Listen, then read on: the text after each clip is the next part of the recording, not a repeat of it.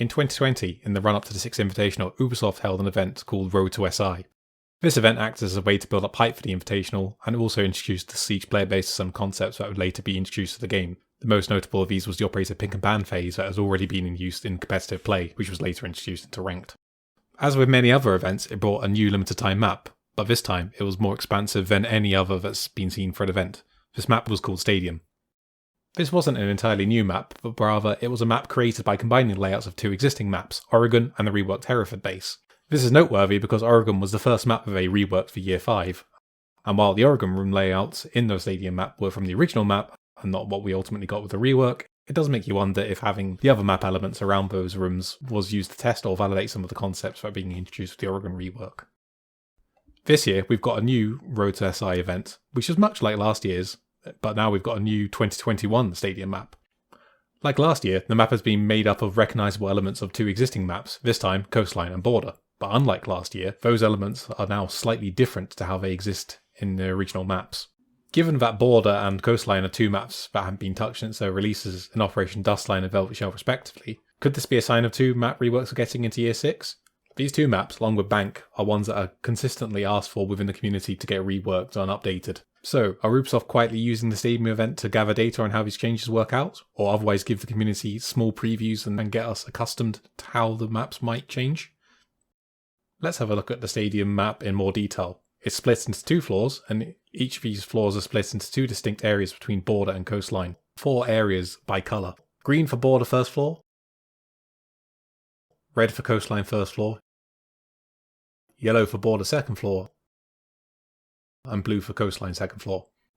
There's even a line down the middle of the connecting hallways that allows us to see exactly what parts of rooms and maps belong to each of the existing original maps. Let's start with looking at the Border rooms and the iconic Armory Archive site. While the layout hasn't actually changed all too much, there's plenty of subtle differences. Overall, the room has been made squared off, and the internal layout has been tweaked to give everything a little more room. This is a common theme with Ubisoft rework maps. Usually they look the same, but they've ever so slightly changed and expanded. The most obvious change in the room is lockers. While Border has the sandwich of lockers, which has some bulky lockers that extend out quite a long way, the Stadium version has much shorter sandwich of lockers. Additionally, there's this new horizontal bank of lockers, which splits up the room nicely. This allows defenders to rotate from one side of the room to the other, even if an attacker is holding that sandwich window. The exterior wall has had a small change too. It's now slightly narrower than before, which you can easily see when you compare the exterior door placement and line it up with the corner half wall. But more crucially, the archway is gone. This means that the default armory plant spot, right here, no longer has that hard wall protecting the attackers from defenders when they're trying to plant. The corner half wall has also been cleaned up a little. That L-shaped pillar that's always been there has been made a little wider, and the piece of wall that came off the north wall has been completely removed. On the east side of the room, there's now a more solid wall between the door frame and the soft wall. Finally, the small office hatch has been moved more firmly into the corner. This will be particularly noticeable if you want to use that soft wall to play against the armory external door, as with the hatch opened you can no longer stand up against the soft wall in that southwest corner. Moving now to the archives room, the changes are a bit more subtle here. It's been elongated to give the room more space vertically. With how the desk has been moved around, it should now actually provide significantly less access to the top of the central bookcase, though I'm sure someone's going to manage it eventually anyway. And most obviously, the desk hatch has actually been entirely removed, with the desk now being more eastern than it was on the old map. Next up is the office and fountain rooms. Overall, the room has actually been contracted slightly vertically to bring the double door and south wall all along the same line, while being expanded slightly on the horizontal for the office area. You can see the space around the fountain has been decreased as there is no longer spaces between the soft walls. Additionally, the wall between the office and fountain is no longer soft. The southeast corner desks have been changed in a way that makes it less of a closed off area. The hatch that was previously here that looked into the teller's room below has actually been completely removed, while the desk that was on the south side of the soft wall has been now moved to the north side. Moving downstairs, in ventilation, the mid-room HVAC unit has been moved into the northwest corner, and the central cabinet has been made larger, but places against the wall to give a little more visibility of that corner from the southern door. The northeastern cabinet, the one that usually blocks the line of sight from the window of the northern rotate, has been significantly expanded. This will actually be a noticeable advantage to the attackers, because now if you try and get in that window for a default plant, you don't have to worry so much about a long angle being held through that default rotate through in server. The server workshop room itself, just like the office fountain room that's above it, has had the southern wall change to be a straight line rather than a broken one. Other than this, the west side of the room hasn't actually changed all that much, and it's pretty consistent with the original map. In fact, most of this room hasn't changed all that much between the versions, with the only real changes being in the eastern corners. The eastern soft-walled bathroom has been made larger, and the southeast soft wall that would go through the Telus hallway is now directly in the corner, removing the small section of hard wall with the drone hole. In the northeast corner, the vaultable planks in the corner have been removed. The central items of the room have also been moved slightly closer to the east wall. The bathroom and Telus site has had the most significant changes of any of the border rooms. In fact, looking at the site selection, it's changed so much that Telus itself is now actually no longer part of the bomb site. Instead, it's a split site with server. The bathroom has also been renamed to shower. Both the rooms here have been significantly expanded horizontally, and the northern external Telus wall has now actually been moved to the left to become an internal soft wall between these two rooms. The southern Telus wall has been shifted around to have both soft walls in the southeast corner, and the Telus windows in the central western side of the wall. The desk that was previously underneath these windows has now been placed horizontally in the room, and the eastern desk has now been moved away from the part wall. The northeastern window has actually been moved up so it's more in the corner than the central position it was before. Actually, it's changed from a window to another door. So clearly here, shower is the most changed room, almost doubling in size horizontally. The 3 northern bathroom stalls have become 4 shower stalls on the western side of the north wall, with a new external window on the centre of that eastern portion part of the wall. And the eastern portion of the southern wall now accommodating the soft wall to Telus that was mentioned earlier. Overall, this site, although it's no longer a site at all, will be interesting to see played out when the map is reworked. It's also worth remembering there's no hatch from the officer's corner upstairs anymore as well, which should make Telus a little harder to hold as a defender, though as it's no longer a site at all, it probably doesn't actually matter.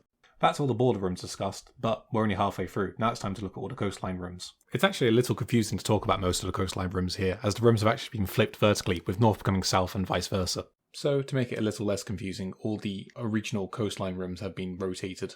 Starting with the kitchen and the service rooms, this site hasn't actually changed all that much. The only noteworthy changes are next to the window there's a new vaultable cabinet being added in the corner, and a freezer being added in the opposite corner. Although the site itself hasn't actually changed that much, the corridor outside it has.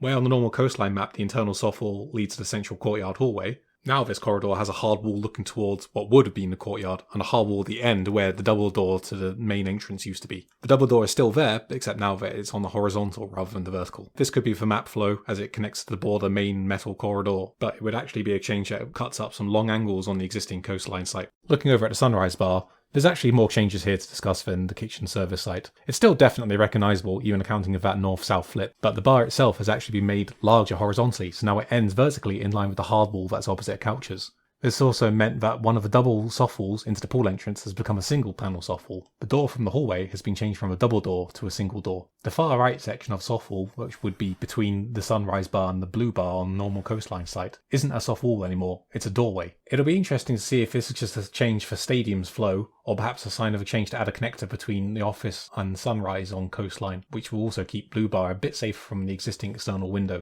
Finally, there's that pool entrance. It's been made a little shorter horizontally, in line with that soft wall change in sunrise itself because of the bar, but it's also had a new couch and shelving unit added in along the main external wall. Moving upstairs, Hookah, which is one half of the Hookah and billiards site on coastline, is here on its own without the billiards room. And while it seems mostly the same, there's still a couple of minor changes. The hatch behind the bar has been moved to the adjacent corner from its original position, though it still leads to sunrise couches area below. And like that sunrise couches area below, the default rotate, which would be on the right hand side, has been changed from a soft wall to an actual doorway. We don't know if this will open up into billiards, a new connector room, or it's simply again just a change that might help the flow of the stadium map. Finally, we have the most substantial changes for all the coastline rooms for Penthouse and VIP. On the normal coastline map, Theatre is actually the second bomb room along with Penthouse, but with these changes, it makes a good case for VIP either taking Theatre's place as a bomb room, or maybe even Penthouse becoming a dual site room like Fireplace Dining on Cafe. VIP is still very much recognisable, with the same soft walls, doorways and iconic circle couch. There's only 2 changes in this room. In the corner with the bookcases, one of the bookcases has been removed, so you can actually now play that in a corner. More importantly though, the double window, which was in the central external wall, has now been moved to the right hand side of the wall in the corner. It's also now only a single window, and there's now a small unit there to block direct line of sight from outside the window into Hall of Fame. This would make VIP actually a fairly strong site, as an attacker could no longer just sit outside on the window balcony and control the entire room. Finally, we have the penthouse room itself. In the early days of the map, it was considered one of the strongest sites, but with the meta of the game changing over time, it's now actually considered one of the weakest. The adjacent bathroom and Hall of Fame rooms are still in the exact same form here. Again, the Penthouse itself is still completely recognisable to anyone who's played the original, but with some small changes that should have a big impact. The smallest change is default plant spot over here on the left of the window. Now the couches go all the way up to the external wall, though that in itself won't actually stop this from being a default plant spot. The section behind the couches, however, has been widened a little horizontally, which could lead to much easier C4 denial of the spot. Additionally, the wall here leading to the theatre is no longer soft on the external side, and the hatch to main lobby has now been moved over to this side of the room. The double window has been changed for a single window, which, while still allowing for a lot of attacker control, now has no visibility of that theatre door, and a full hard wall behind the bomb location allows for a safe space for defenders to try and directly contest a window. So will any of this actually make it into map reworks for Year 6? We'll find out in a couple of hours. In fact, when you're watching this, the Year 6 reveal has probably already actually happened, and you probably actually know how true some of this might actually be. I originally started this video about 3 or 4 weeks ago, thinking it'd be a fairly quick process. In reality, it's actually taken somewhere between 30 and 40 hours, which is far longer than I actually expected, but I wanted to try something new. I learned a lot in the process, like how to actually use Resolve, how to actually do video editing, how to do some scripting for it, how much I hate the sound of my own voice. Mostly, I wanted to prove myself I could do it, and overall, I actually kind of enjoyed this process. I might try making some slightly less process-intensive videos in the future, but I'd like to revisit this style in the future. Maybe we actually have the Border and Coastline reworks to play with in it sometime in Year 6, and we can see how much we got right. I know this video isn't perfect, and there's plenty I got wrong, particularly noticing way too late that when I flipped the images for the observer views on Coastline, I could have just rotated the actual observer camera when capturing the footage, but oh well, it's done. And if you actually made it this far, thanks for watching.